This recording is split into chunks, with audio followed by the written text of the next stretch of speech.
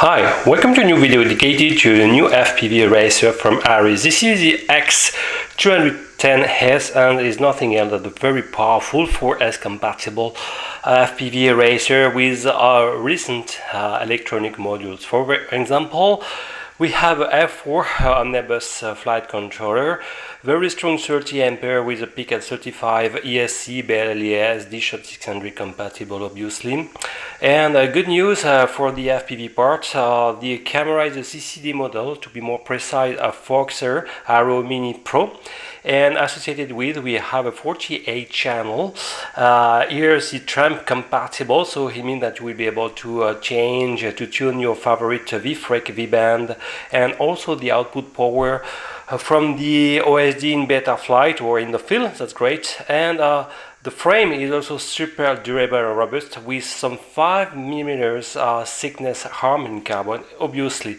So let's discover this new ARRIS model. Here are all the elements you can find in the box. I will start with the accessories, and we have a bag with some instruction manual, mainly printed in Chinese and English, with some stickers and some customer services postcard. But anyway, we have at least on this unique piece of paper, the main diagram of the F4 omnibus board. So where we'll be able to find, for example, all the connection for the UART, etc., etc., the buzzer, the boot pad, etc., and for example the free available UARTs.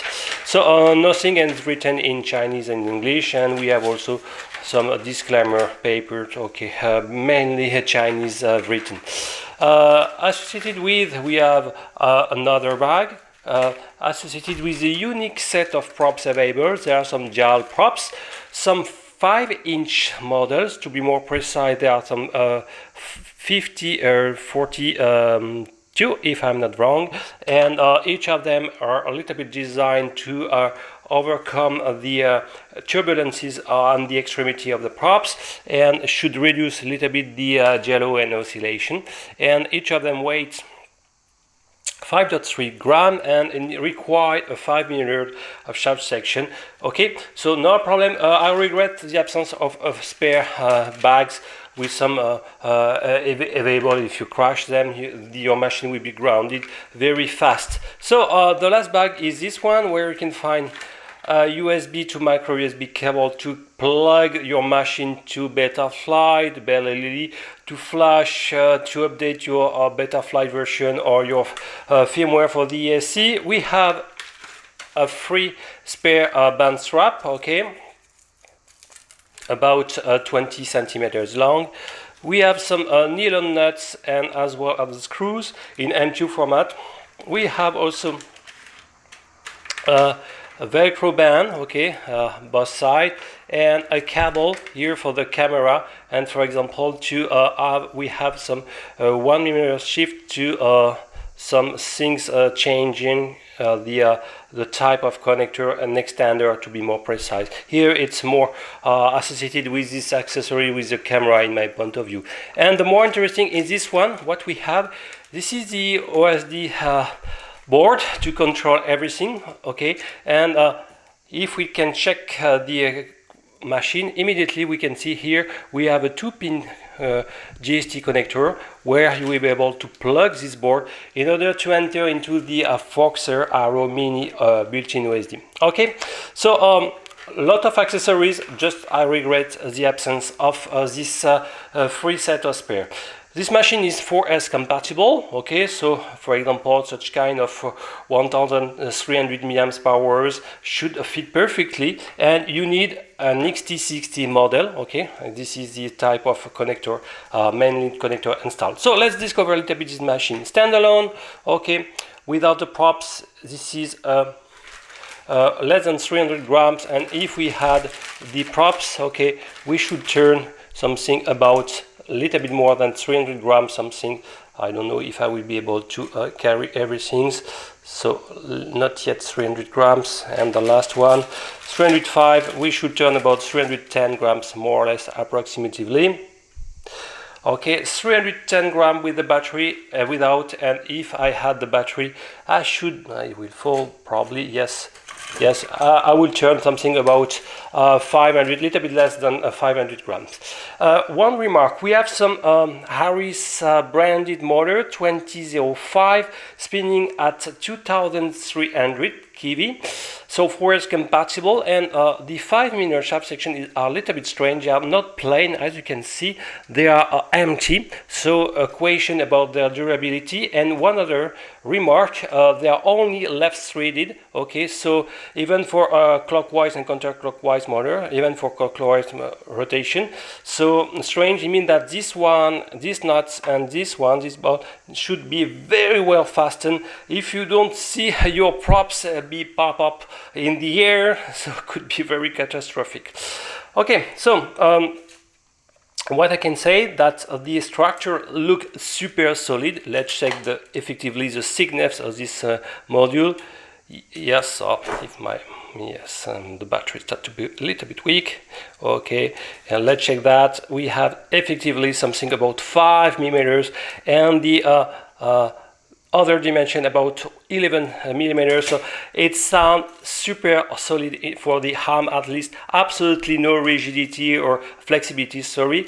The other part are not in carbon. The main horizontal element are in aluminum based, okay, quite thick as well. So for example, I can give you the dimension about 5 millimeters, okay. So only these two lateral carbon structure are here for the top, and a very small plate to hold more or less in position the right polarization antennas, cloverleaf antenna, attached to the video transmitter thanks to the micro FL connector, I can guess here.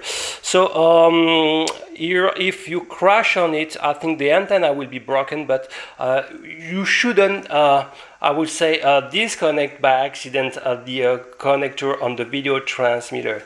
On the rear side, yes, you can guess here, we have a large caps, probably a 220 picofarads model to filter out most of the interferences coming from the motors, and it should clean more or less the video FPV link. That's great. For the camera, we have the Arrow, the Foxer model, announced to have 110 degrees of field of view, okay, and it's possible, as you can see, to set the orientation very aggressively, more than 60 degrees, and down even negatively. Well, it's not very important. So to from 0 to 60 degrees, which is absolutely not bad. We have the free 2-pin connector for the USB, and we have a mic also. So BNS, this small carbon plate, we can find the FierSky XM Plus, okay, in D16 mode. You can also find this ARRIS X210S with a FlySky solution in FHDS2 protocol compatible. Okay, so here for the FierSky version, just if you gently manipulate the to diversity antenna, you can guess the bind button here, just at the extremity of my tweeter here. So it's not super complex to press this button, and if you want, you can also power the main flight controller, also powering the receiver. Okay, so with the USB power bank, for example, it would be a little bit more easy than plugging simultaneously the XT60 connector while keeping and hold this tiny bind button. So it's another alternative. Another important remark for the XM Plus: unfortunately, the firmware is not the ultimate one, exporting the RSSI on the last channel. So if you want to see the RSSI on the USD, no choice, you will have to, I will say, to flash it. And relatively good news, the receiver is attached here thanks to a connector for position. Yes, so gently remove it, extract it, then use your favorite Taranis radio with such kind of props, okay, and you will be able to flash the firmware compatible with the RSSI exportation. So that's for me the main, I would say, drawback. They didn't spend 1 or 2 minutes to flash with this one here, look that we have these unique wires, and this one is to control the video transmitter thanks to the ERC TRAM protocol. Okay, and this one is available from the Betaflight, the branch 3.2, and good news, we have a branch 3.3 installed on this machine. So, and the smart audio is pre-selected. Okay, that's great. So it means out of the box you can perfectly set your favorite V-Frec, V-band, and also output power up to 100 milliwatts if I'm not wrong. Okay, so it's not definitely not bad. I think you can push a little bit more the power. 100 should be you should have something about 200 if I'm not wrong. So the general design is nice with a stretch X design. Very strong 5mm carbon element. It's well isolated, at least electronically. I didn't see any specific O-rings, foam O-rings to, I would say, amortize a little bit the vibration transmitted, but I am not afraid. The camera is, well, the lens a little bit overexposed. Look that, maybe. And there is a small contact direct, so you can maybe break the lens in case of frontal crash. It's maybe a little drawback. That's why. But anyway, you can tune everything. My deep concern is about the FSK and non-RSSI presence, so I will immediately flash with it. So as I showed previously, thanks to my ARRIS radio, and it will be much more easy thanks to the presence of this small connector. I will flash it, and then I won't show the bind procedure. Is super classic. So keep this button pressed on the FSK, run the binding procedure. Okay, if you have the jumper or the jumper V2 plus, select the FSK X, okay, in D16 mode, and voila. And after, you should have a permanent small green light when it's bound. Okay, then after flashing the compatible RSSI, I will make a tour of the Betaflight settings, and according to my first feedback to this machine, the PID are not ultra specialized. Oh, very important things I want to show I want to show the OSD information. We have a CCD camera, okay, and before to show you, I want to install this small panel board, because you will notice something very important. You have two types of OSD information displayed out of the box. One from the Betaflight, obviously, and a second layer coming directly from the Foxer camera. So if I turn on the FPV feedback like this, okay, and we turn on the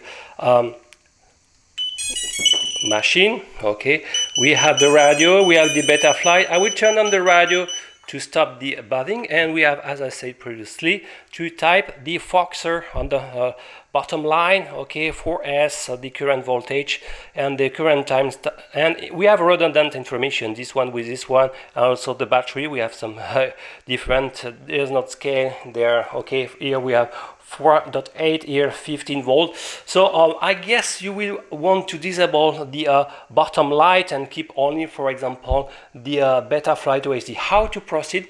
With this type of panel, you will have to keep press the up button a fraction of more than 2 seconds. 1, 2, 3, and then you go to the specific, go down, and you will turn off the name, the time, okay, and also the power, and then you can press save centrally, and it's done. Okay, oh, I forgot to remove the type of battery. I will reinsert. Okay, and okay, power, done, and save like this. So now no more the built-in OSD, and if you want to access to the normal OSD information, just briefly press centrally this button, and we now enter into the classic Foxer, where you can set the white balance, the backlight, then etc. We have some special function. Just press centrally, and we have also the image adjustment, etc., the type of language, etc., the current version. Okay, so there are two types, I would say, of OSD. One centrally, this is for the camera, and when you keep it pressed, the up button, more for the built-in OSD. For the Betaflight, we have a classic throttle, the battery voltage, flight time, and the flight mode and the flight time. I will optimize a little bit the stuff.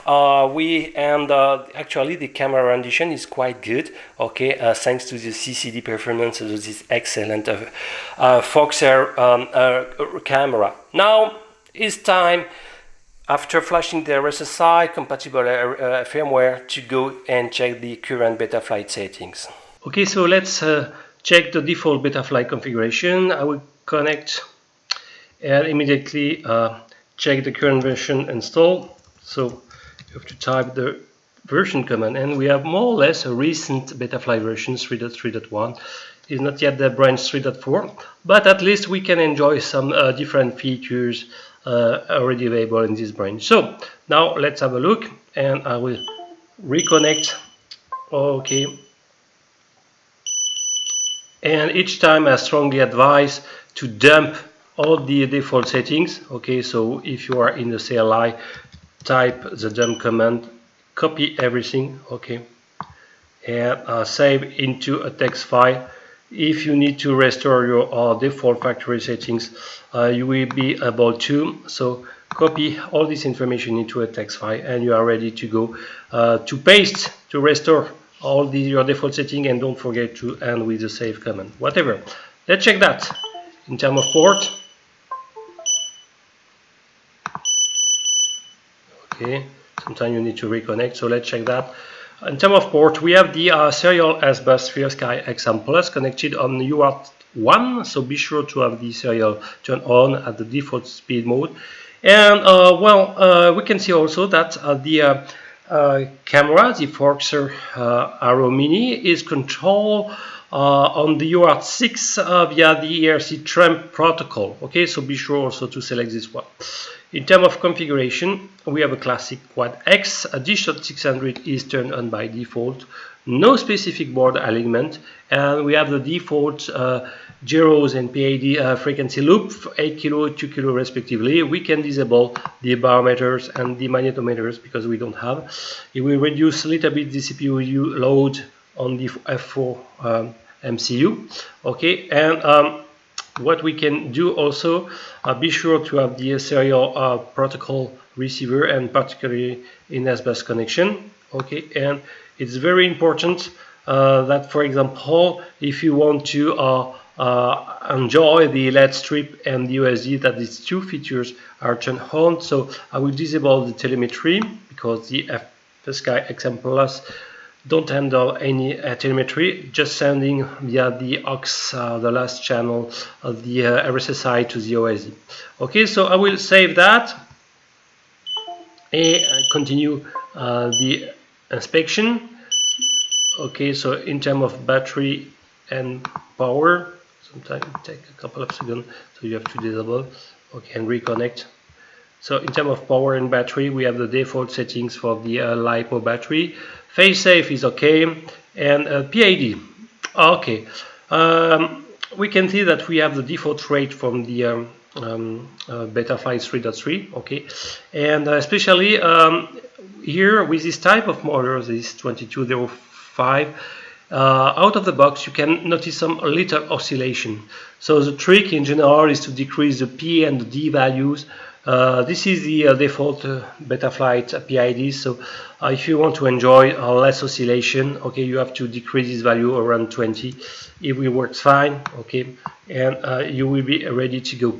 In terms of rate, you can increase a little bit the situation to flips and roll more or faster, I would say, some stuff like this.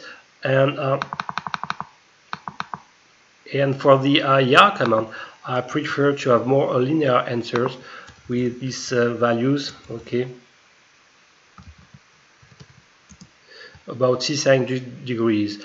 For the filter settings, we have exactly the default one. No specific have been done.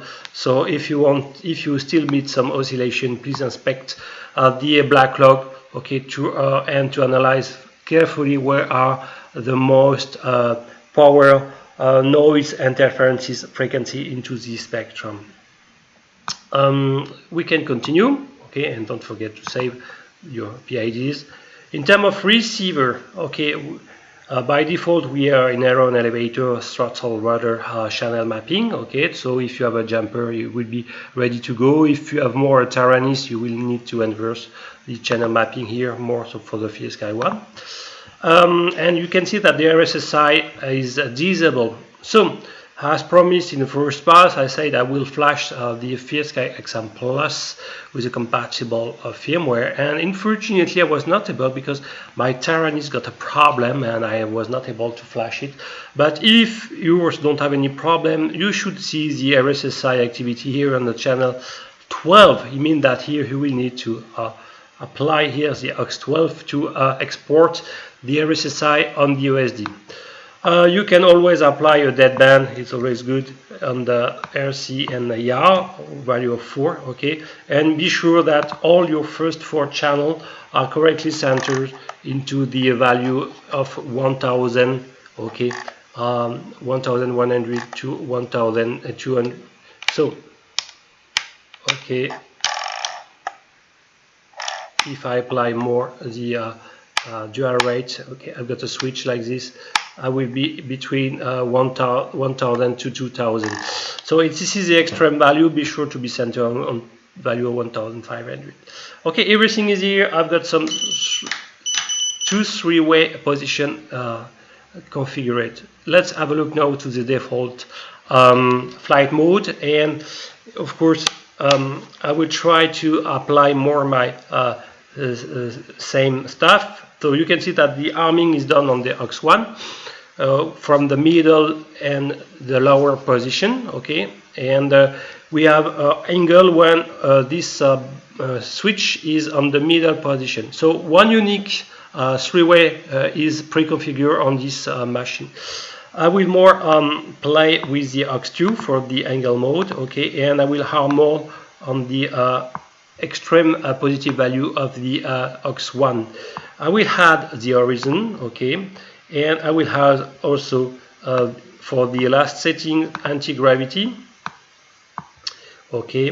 The beeper for me will be in X1 in the central position, okay, like this, and I will add also with the anti-gravity the air mode for the X2, okay, like this. So we can save. So let's check that. I've got angle. Okay, so I forgot to make us. Okay, here it's more for X2 here. Anti-gravity. X2. Let's save that. So I've got the beeper and I can harm. Yes, it's harm. And for the flight mode, I should be here in X2, sorry, and I should be ready. So angle, horizon, and acro, whereas anti-gravity and air mode, ready to go, and arming. Okay, it's done. We are ready to go. For the OSD, since I removed the basic built-in Foxer OSD, I will change a little bit the layout. So I will still apply the throttle, okay, and I think the camera is in NTSC, and I will spread a little bit more this information, the flight mode, the flight time, okay. I will more apply the flight timer too, okay, is more linked with the time since the machine is harm. I will apply also the RSSI value. If you already flash your FSK XM Plus, it will work. I will apply the crosshair because I like it. I don't know why it's not in the middle. Okay, and voila. So I will save that, and we are ready to go. Adapt a little bit the capacity of the battery, something about 1300, okay. And also I want to change the font. We have some new flight. I like the clarity one, okay, and I will upload the font.